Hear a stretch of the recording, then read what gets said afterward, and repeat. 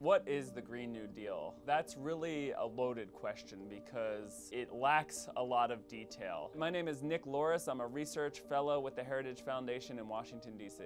Essentially, what the Green New Deal aims to achieve is net zero greenhouse gas emissions by the year 2050. It is an aggressive climate plan proposed by AOC that would essentially change the way we live our lives, all for the worse. It would change how we produce and consume energy.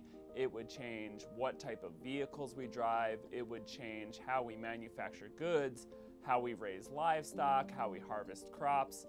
Essentially, it would mean the federal government intervening in every aspect of your life, dramatically making things more expensive. What are the hypocrisies of the Green New Deal? The Green New Deal aspires to be about economic justice, but this bill is more about what it would do to low-income and fixed-income communities rather than what it would do for them. If you look at low-income populations, they spend a disproportionately higher percentage of their budget on energy costs. When you raise energy bills, when you're paying more for your electricity bill every month, when you're paying more at the pump every time you fill up your car, that's going to harm the poorest of Americans the most. The second hypocritical component of the Green New Deal is they say this is about climate change, yet they completely ignore the largest source of carbon dioxide-free electricity that we have out there in nuclear power.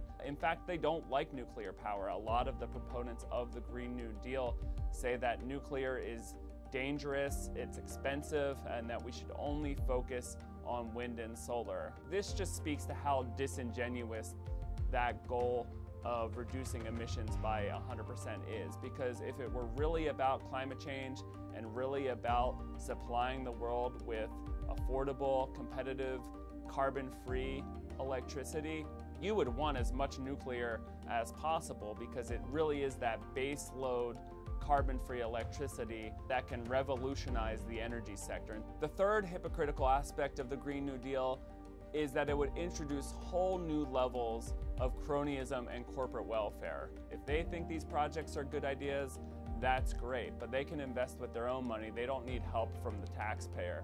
And if you have a Green New Deal where the majority of the funding for these projects is ostensibly going to come from the federal government, you are going to introduce wide-ranging levels of cronyism and corporate welfare that's going to be very harmful for the American taxpayer and very harmful for the economy at large, because it's going to distort investment decisions and it's going to pick winners and losers in energy markets and funnel taxpayer dollars to those projects that have more political support than economic support.